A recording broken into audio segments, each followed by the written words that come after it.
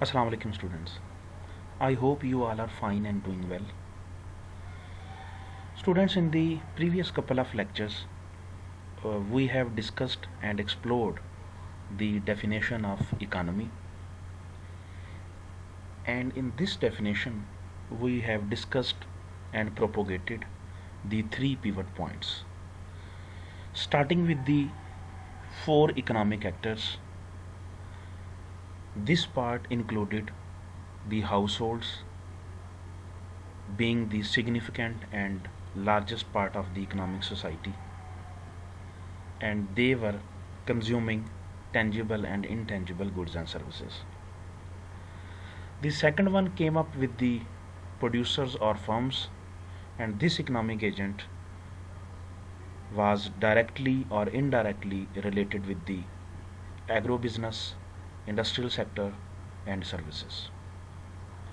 The third one was the government with the fiscal policies, the policy which is related with the collection of revenues and spending on development and non-development expenditures. And the last one was the traders,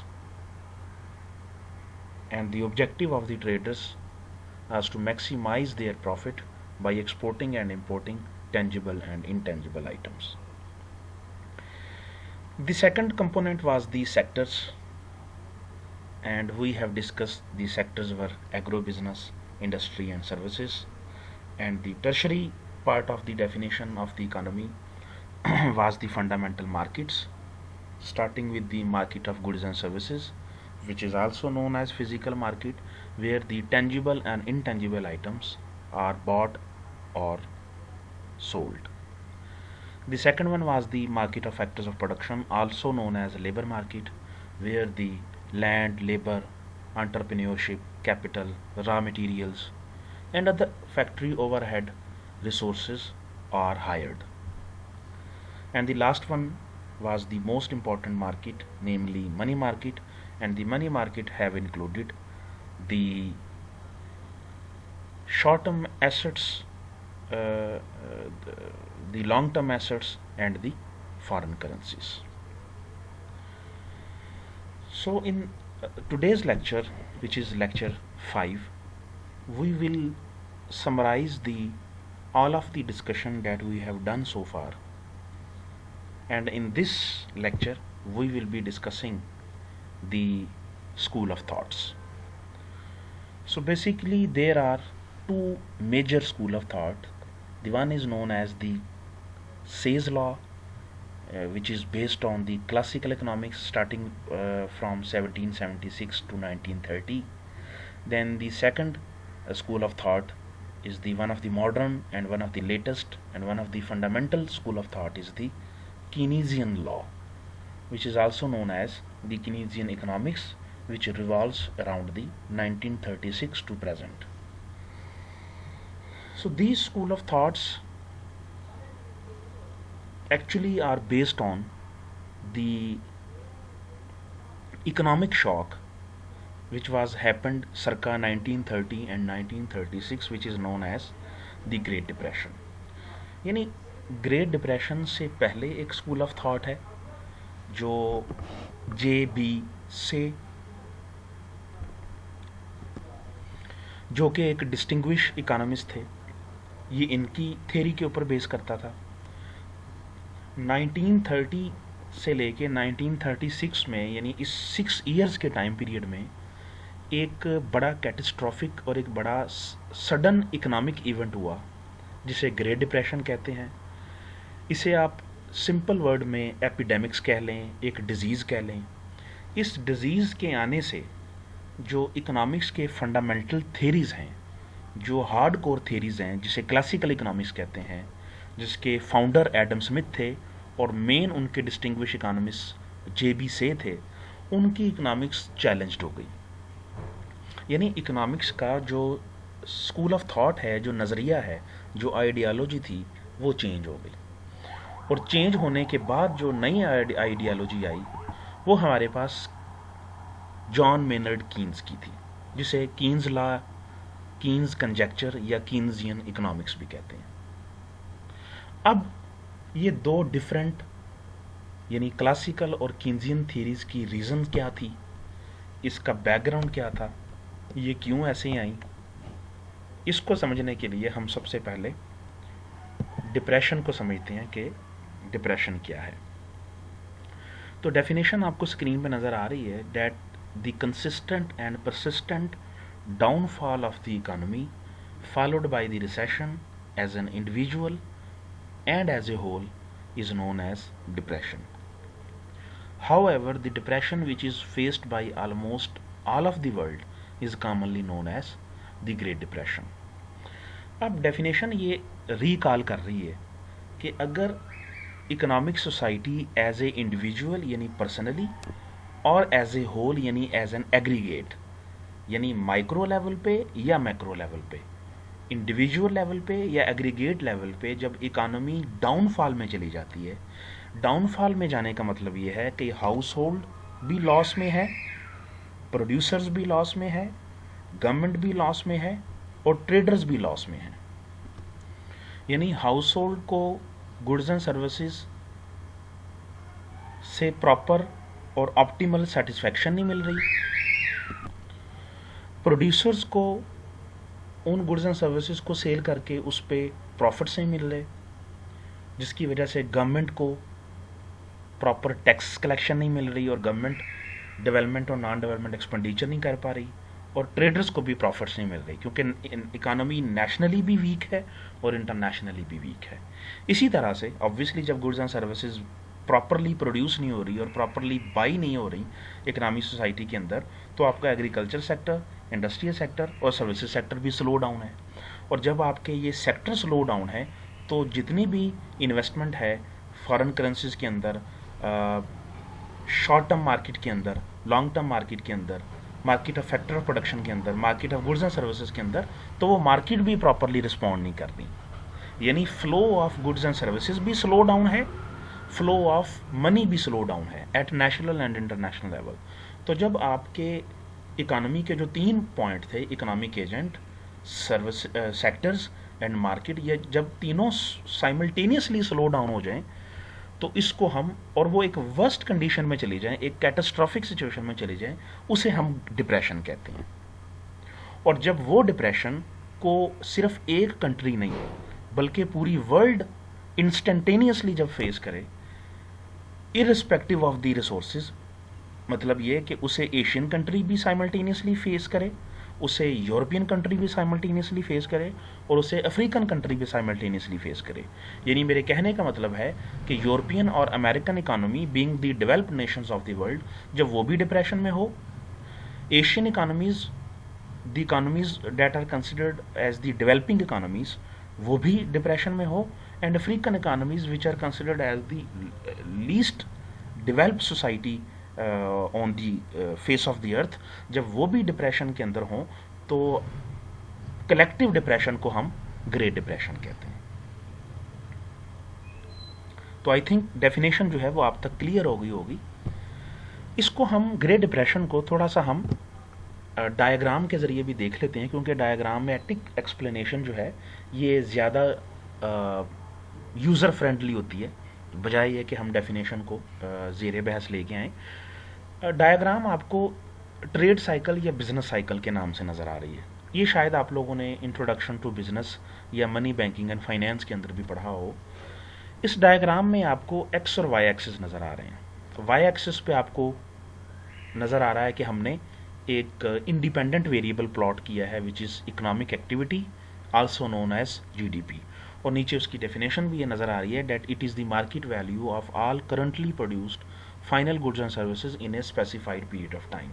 यानी ये ख़ास अरसे के अंदर जितनी भी worth की goods and services हैं उनकी मार्केट वैल्यू जो हम अगर ऐड अप कर लें तो वो आपकी जीडीपी कहलाती है। और ये स्पेसिफाइड पीरियड ऑफ टाइम का मतलब ऐसा पीरियड ऑफ टाइम जो जून से जुलाई के दरमियान ऑस्किलेट करता है। एक्स एक्सिस पे आपको टाइम नज़र आ रहा है और नीचे मैंने उसकी एक्सप्लेनेशन टाइम पीरियड के हवाले से लिखी है। यानी 2 इंडिपेंडेंट वेरिएबल हैं, वाई एक्सिस पे economic activity which is GDP, x axis पे टाइम है, और हमने देखा है कि ओवर द टाइम जीडीपी का पैटर्न क्या है। तो अगर आप गौर करें तो आपको जीडीपी का पैटर्न नज़र आ रहा है कि अगर जीडीपी अपने एक मैक्सिमम पॉइंट पे होगी तो हम उसे पीक कहेंगे या बूम कहेंगे। बूम का मतलब ये है कि इकोनॉमी सेक्टर के हवाले से, मार्केट के हवाले से और इकोनॉमिक एजेंट के हवाले से एक मैक्सिमम थ्रेशोल्ड लेवल पे है, यानी each sector is on the higher side, every economic agent is facing a the very suitable and reasonable time, and every market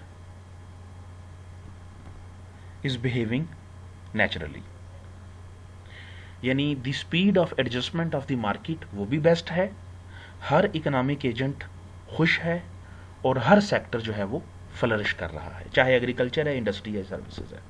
यानी इकोनॉमी की जो सबसे आइडियल सिचुएशन है उसे हम सोसाइटी में बूम कहते हैं या पीक कहते हैं। अब जब किसी भी इकोनॉमिक एजेंट को, किसी भी सेक्टर को जब या किसी भी मार्केट को जब कोई प्रॉब्लम फेस होती है तो इकोनॉमी स्लो डाउन की तरफ चली जाती है, यानी वो बूम से डाउनवर्ड आ जाती है। यानी अगर आप गौर करें तो ये जो मैंने हाईलाइट किया है ये बेस्ट ऑप्टिमल सिचुएशन है। इस सिचुएशन से जब आप नीचे की तरफ फॉल करेंगे, डाउनफॉल की तरफ आएंगे, उसमें स्लो एंड स्लो आएंगे। उसमें ज़रूरी नहीं कि सारों का सडन चेंज ही आ जाए, यानी market of goods and services slow होगी तो उसकी वजह से फैक्टर्स ऑफ प्रोडक्शन भी स्लो होगी और उसकी वजह से मनी मार्केट भी स्लो होगी। एग्रीकल्चर स्लो होगा तो जाहिर बात है उसका रॉ मटेरियल इंडस्ट्री तक नहीं पहुंचेगा, इंडस्ट्री स्लो डाउन हो जाएगी, उससे सर्विसेज सेक्टर भी स्लो डाउन हो जाएगा। हाउस होल्ड को नुकसान होगा, वो गुड्स एंड सर्विसेज प्रोड्यूसर से नहीं खरीदेंगे तो प्रोडक्शन नहीं होगी, प्रोडक्शन नहीं होगी, कंजम्पशन नहीं होगी तो गवर्नमेंट को रेवेन्यूज़ नहीं मिलेंगे, इकोनॉमी इंटरनली वीक हो जाएगी। जब इंटरनली वीक होगी तो ट्रेडर्स का जो बिजनेस है वो भी स्लो डाउन हो जाएगा। तो economy slow and slow boom से डाउनफॉल की तरफ आती है, जो मैंने डेफिनेशन में भी तज़किरा किया है। उस स्लो और इंडिपेंडेंट डाउनफॉल को रिसेशन कहते हैं। लेकिन अगर आप गौर करें तो जब रिसेशन अपनी एक वर्स्ट सिचुएशन में चला जाता है, यानी अब इकोनॉमी का एक इकोनॉमिक एजेंट नहीं, एक सेक्टर नहीं, एक मार्केट नहीं, बल्कि तीनों के तीनों चारों के चारों इकोनॉमिक एजेंट, तीनों के तीनों सेक्टर्स और तीनों के तीनों मार्केट इंस्टेंटेनियसली और साइमल्टेनियसली जब वर्स्ट सिचुएशन में पहुंच जाएं तो उसे हम डिप्रेशन कहते हैं या इसे ट्रफ भी कहते हैं। Trough means the very tough situation that ever existed in the economy, यानी जीडीपी अपने वर्स्ट लेवल पे जब पहुंच जाती है तो उसे हम डिप्रेशन कहते हैं। और मैंने जैसे तज़किरा किया, ये डिप्रेशन जब पूरी दुनिया के इकोनॉमीज फेस करेंगी तो ये ग्रेट डिप्रेशन कहलाएगा। और इसका मतलब ये नहीं है कि आप डिप्रेशन के बाद आप फर्दर ग्रो नहीं कर सकते।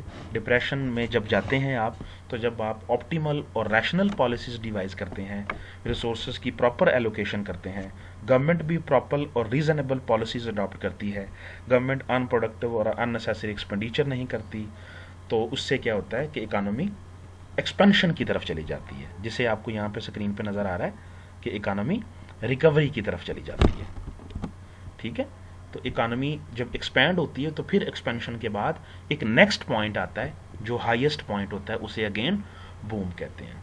और अगेन कुछ बैड पॉलिसीज की वजह से economy slow and slow recession में जाती है और देन फिर डिप्रेशन आ जाता है। तो इसे हम ट्रेड साइकिल या बिजनेस साइकिल कहते हैं। तो ये हम इसे, खैर अब डेफिनेशन दोबारा मैं थोड़ी सी रिकॉल कर रहा हूँ, that it is the consistent and persistent downfall of the economy followed by the recession, यानी डिप्रेशन रिसेशन के बाद आएगा, as an individual and as a whole is known as depression, and the depression which is faced by the whole of the world will be regarded as the great depression। तो इसे हमने diagram से भी explain कर दिया है। अब great depression का अंदाज़ा आप लोगों को खासा हो गया होगा। अब हम आते हैं अपनी स्कूल ऑफ थॉट्स के ऊपर। अब इस डिप्रेशन से पहले एक स्कूल ऑफ थॉट था, वो स्कूल ऑफ थॉट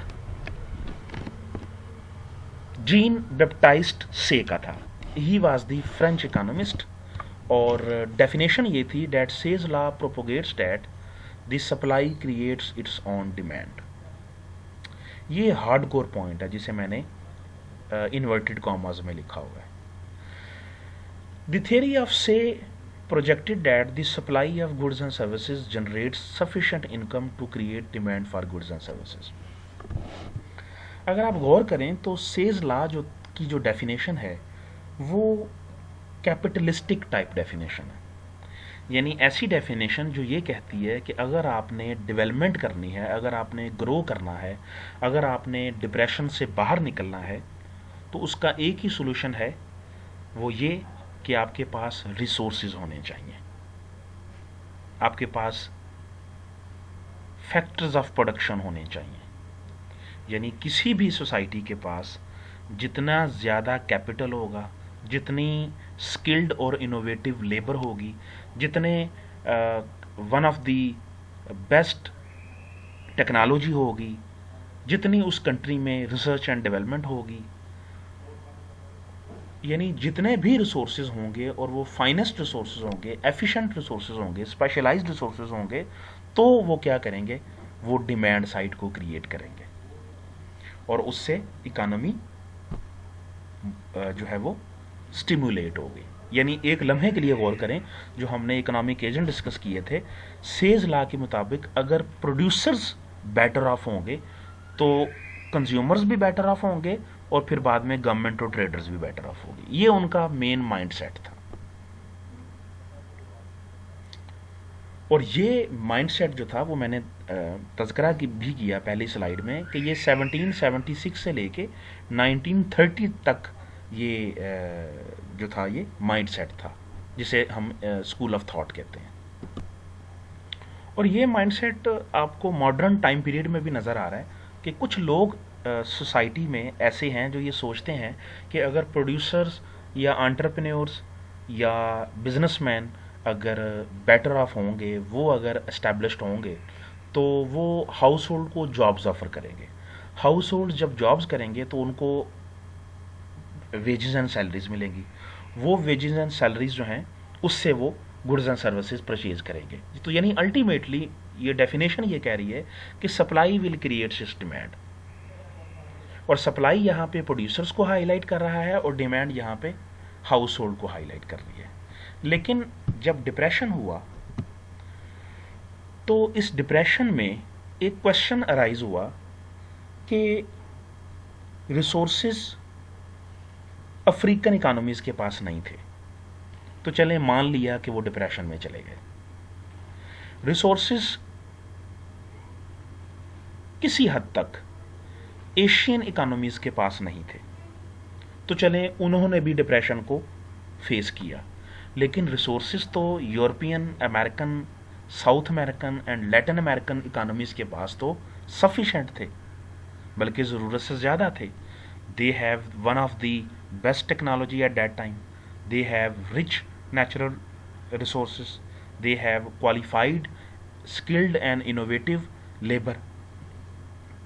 तो वो तो हर लिहाज से ठीक थे। उन्होंने डिप्रेशन को फेस क्यों किया? और जब डिप्रेशन आया तो उसके बाद सॉल्यूशंस क्या थे? देखें, ये इसी तरह से है कि एक डिजीज़ आए, तो जब किसी भी सोसाइटी में जब कोई डिजीज़ आती है तो ऑब्वियसली उस डिजीज़ का ट्रीटमेंट या आइडेंटिफिकेशन जो है वो उस सोसाइटी के डॉक्टर से पूछी जाती है। यानी डॉक्टर से ये पूछा जाता है कि साहब ये बीमारी आ गई है, इस बीमारी का ट्रीटमेंट क्या है और इस बीमारी की रीजंस क्या हैं।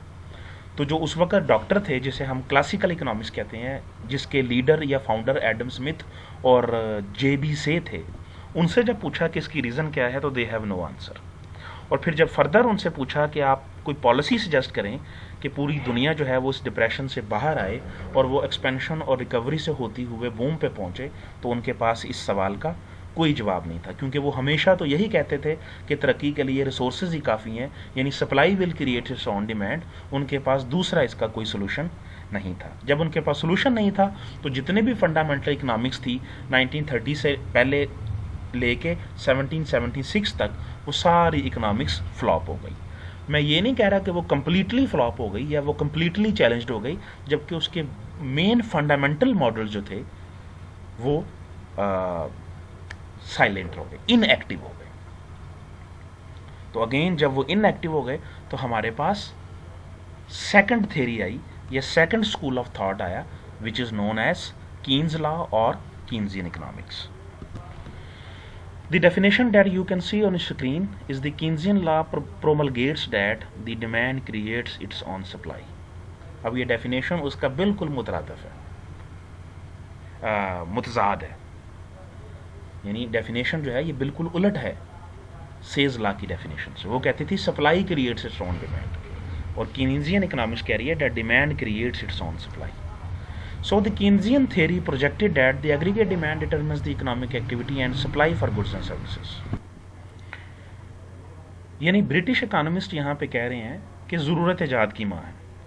अच्छा, केन्स ने जब एनालाइज किया ग्रेट डिप्रेशन की रीजंस को, तो उन्हें नज़र आया कि फैक्टर्स ऑफ प्रोडक्शन या रिसोर्सेज या सप्लाई बड़ी सफिशेंट थी डेवलप्ड नेशंस के पास, और काफ़ी हद तक अवेलेबल थी डेवलपिंग नेशंस के पास, और तकरीबन ना होने के बराबर थी लीस्ट डेवलपिंग नेशंस के पास।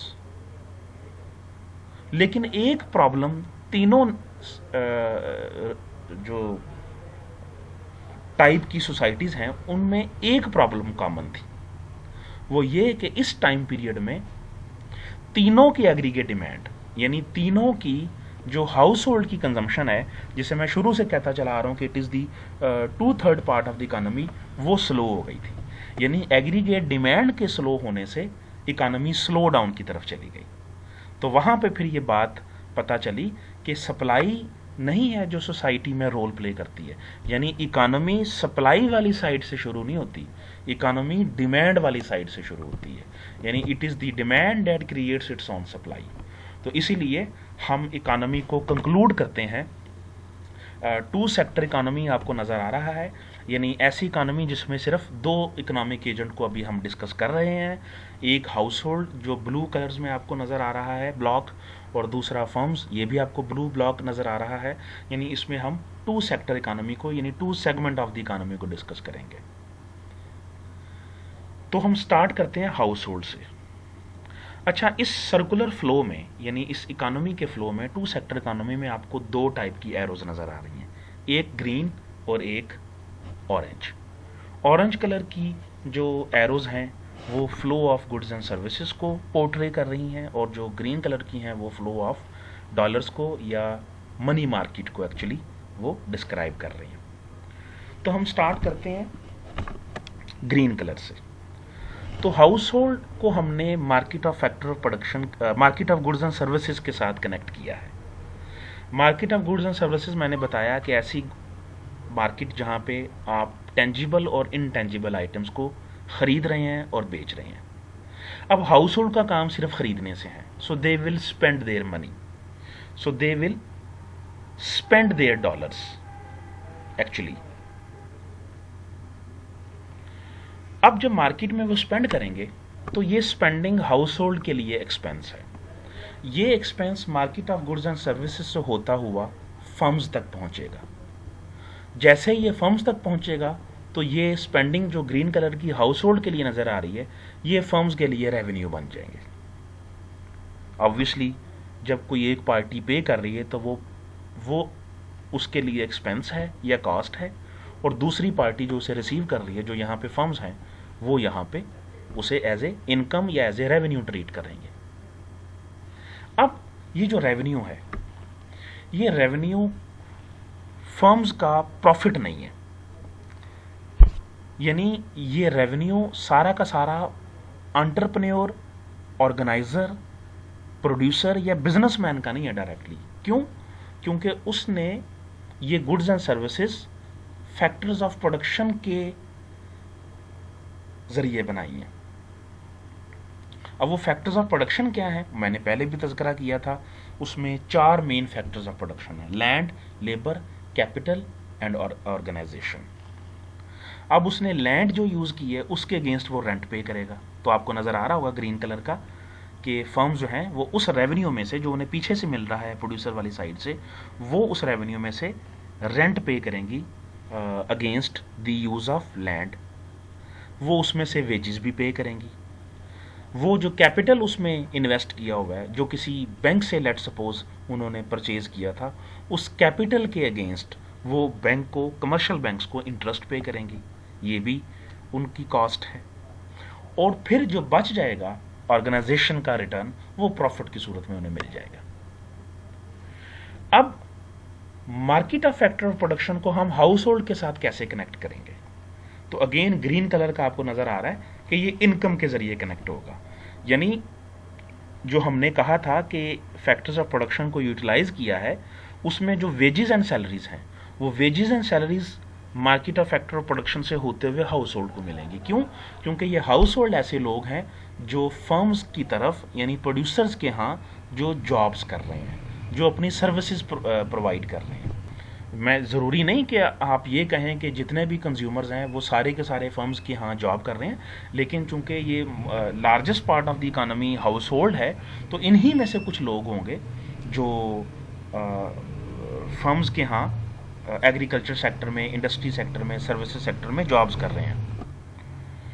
तो प्रोड्यूसर जब उनको वेजेस एंड सैलरीज प्रोवाइड करेंगे तो वो इनका इनकम होगा।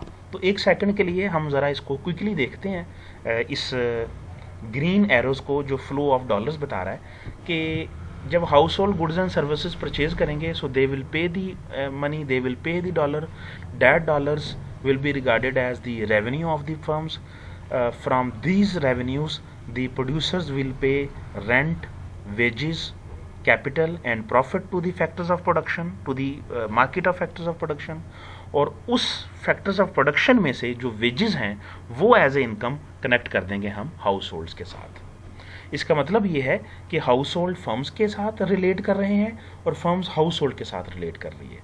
हाउस होल्ड फर्म से चीज़ें खरीद रहे हैं और फर्म्स हाउस होल्ड को एज ए लेबर यूज़ करते हुए चीज़ें बना के उन्हें चीज़ें प्रोवाइड कर रही है। लेकिन एक बात याद रखिएगा कि ये सर्कुलर फ्लो फर्म से हाउस होल्ड की तरफ कनेक्ट नहीं होगा, बल्कि हाउस होल्ड से फर्म की तरफ कनेक्ट होगा।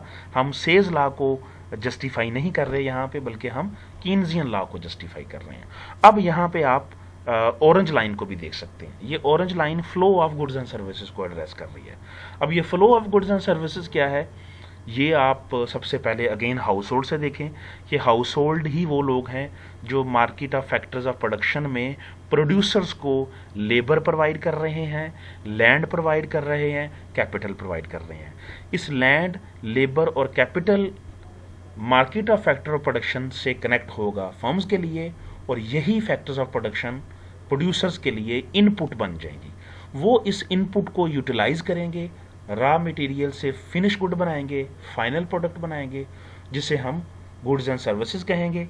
तो ये प्रोड्यूसर्स इस गुड्स एंड सर्विसेज को एक मार्केट के जरिए कनेक्ट करेंगे हाउस होल्ड के साथ, क्योंकि ये डायरेक्टली इनको प्रोवाइड नहीं कर सकते। ये चीज़ें बना के एक ख़ास मार्केट में लेके आएंगे और वो मार्केट से जो है वो गुड्स एंड सर्विसेज बाई कर लेंगे हाउस होल्ड। तो यानी ये सर्कुलर फ्लो यानी टू सेक्टर इकोनॉमी जो है ये क्लॉकवाइज भी चल रही है और एंटी क्लॉकवाइज भी चल रही है। क्लॉकवाइज भी चल रही है हाउस होल्ड की साइड से और एंटी क्लॉकवाइज भी चल रही है हाउस होल्ड की साइड से। क्लॉकवाइज चल रही है flow of goods and services के जरिए और एंटी क्लॉकवाइज चल रही है फ्लो ऑफ डॉलर्स के जरिए। लेकिन स्टार्टिंग पॉइंट और कोर पॉइंट और पिवट पॉइंट यहाँ पे हाउस होल्ड ही है, विच इज द कीन्सियन लॉ। अब हम इस टू सेक्टर इकोनॉमी को थोड़ा सा एक्सपैंड कर देते हैं थ्री सेक्टर इकोनॉमी के लिए। थ्री सेक्टर इकोनॉमीज में फर्क क्या आ जाएगा, इसमें एक तीसरा इकोनॉमिक एजेंट इन्वॉल्व हो जाएगा जिसे हम गवर्नमेंट कहते हैं, जो बिल्कुल मिड में आपको एक येलो कलर की एक आपको ब्लॉक नजर आ रहा है। सर्कुलर फ्लो वही है, डिस्कशन हमारी हाउस होल्ड से स्टार्ट हो रही है। They are consuming the goods and services. वो गुड्स एंड सर्विसेज कहाँ से आएंगी, वो market for goods and services से आएंगी। Market of goods and services से जब चीज़ें खरीदेंगे तो वो जो स्पेंडिंग है वो फर्म्स का रेवेन्यू बन जाएगा। फर्म्स क्या करेंगी, उस रेवेन्यू में से फैक्टर पेमेंट करेंगी। किन को करेंगी, market of factors of production में करेंगी, यानी लैंड को रेंट करेंगी, कैपिटल को इंटरेस्ट करेंगी, वेजेस एंड सैलरीज को जो है वो इनकम की सूरत में ये पे करेंगी, और आखिर में जो मैनेजरियल स्किल्स हैं उसके अगेंस्ट प्रॉफिट्स ट्रांसफ़र हो जाएंगे। इनकम वाला जो पोर्शन है वो सिर्फ और सिर्फ हाउस होल्ड को मिल जाएगा। हाउस होल्ड क्या करेंगे, उसमें से गवर्नमेंट को टैक्सेस पे करेंगे। फर्म्स भी गवर्नमेंट को टैक्सेस पे करेंगी। ऑब्वियसली फर्म्स की इनकम फर्म्स रेवेन्यू की सूरत में है, हाउस होल्ड की इनकम इनकम की सूरत में है। हाउस होल्ड को इनकम प्रोड्यूसर्स की तरफ से मिल रही है और प्रोड्यूसर्स की इनकम हाउस होल्ड की तरफ से आ रही है। तो यानी दोनों एक दूसरे के ज़रिए स्पेंड कर रहे हैं, दोनों एक दूसरे के ज़रिए अर्न कर रहे हैं। दोनों जो एक दूसरे के ज़रिए स्पेंड कर रहे हैं उसके ऊपर ये इनडायरेक्ट टैक्स पे करेंगे जिसे जनरल सेल टैक्स कहते हैं, और दोनों जो एक दूसरे से इनकम अर्न करने हैं उसके ऊपर ये दोनों डायरेक्ट टैक्स पे करेंगे। और डायरेक्ट टैक्स जो है वो इनकम टैक्स और कॉर्पोरेट टैक्स होगा, वो सारा का सारा गवर्नमेंट की तरफ चला जाएगा। तो गवर्नमेंट जो है वो हाउस होल्ड और प्रोड्यूसर से डायरेक्ट टैक्स भी कलेक्ट कर लेगी और इनडायरेक्ट टैक्स भी कलेक्ट कर लेगी। अब गवर्नमेंट ने भी जारी बात है, जब रोड्स बनानी है, डैम्स बनाने हैं, इंफ्रास्ट्रक्चर इस्टेब्लिश करना है, एजुकेशनल इंस्टीट्यूशंस बनाने हैं, हेल्थ केयर को लॉन्च करना है, तो ये सारे के सारे अखराजात, ये सारी की सारी गवर्नमेंट परचेजेस कहाँ से होंगी? अगेन वो भी market of goods and services से होंगी। और हाउस होल्ड, प्रोड्यूसर्स यानी फर्म्स और गवर्नमेंट जो कुछ सेव करेगी वो सारा का सारा फाइनेंशियल मार्केट में जा रहा होगा। हाउस होल्ड और फर्म्स जो सेव करेंगी वो प्राइवेट सेविंग्स कहलाएंगी और गवर्नमेंट जो सेव करेगी वो पब्लिक सेविंग कहलाएगी। यानी हाउस होल्ड की इनकम अगर हाउस होल्ड के एक्सपेंडिचर से ज़्यादा है तो ये प्राइवेट सेविंग है, फर्म्स की इनकम अगर फर्म्स के एक्सपेंडिचर से ज़्यादा है तो ये भी प्राइवेट सेविंग है, और गवर्नमेंट के अगर इनकम गवर्नमेंट के एक्सपेंडिचर से ज़्यादा है यानी गवर्नमेंट के टैक्सेस गवर्नमेंट के डेवलपमेंट और नॉन डेवलपमेंट एक्सपेंडिचर से अगर ज़्यादा है तो ये पब्लिक सेविंग है। तो प्राइवेट सेविंग्स और पब्लिक सेविंग्स ये दोनों की दोनों कलेक्टिवली फाइनेंशियल मार्केट में चली जाएंगी, यानी शॉर्ट टर्म एसेट्स की डीलिंग यहाँ पे हो रही होगी, लॉन्ग टर्म एसेट्स की डीलिंग हो रही होगी, और फॉरेन करेंसीज भी बाई एंड सेल कर की जा रही होंगी।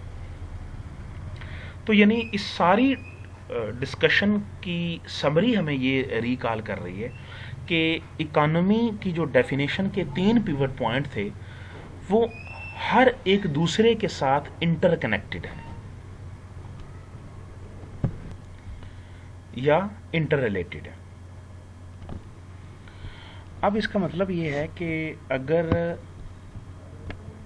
हाउस होल्ड को कोई प्रॉब्लम होगी तो वो प्रॉब्लम पूरे सिस्टम में ट्रांसमिट हो जाएगी। यानी अगर हाउस होल्ड का इनकम लेवल फर्म्स की तरफ से रिड्यूस हो जाएगा, अगर फर्म्स या प्रोड्यूसर्स लो इनकम ऑफर करेंगे हाउस होल्ड्स को और एक कैपिटलिस्टिक सोसाइटी को डेवलप करने की कोशिश करेंगे, तो इनकम लो होने की वजह से हाउस होल्ड की कंजम्पशंस रिड्यूस हो जाएंगी, और जब कंजम्पशंस रिड्यूस होंगी तो market of goods and services में जो डिमांड है उसका साइज़ कम हो जाएगा। जब डिमांड का साइज़ कम होगा तो फर्म्स को रेवेन्यू कम मिलेगी।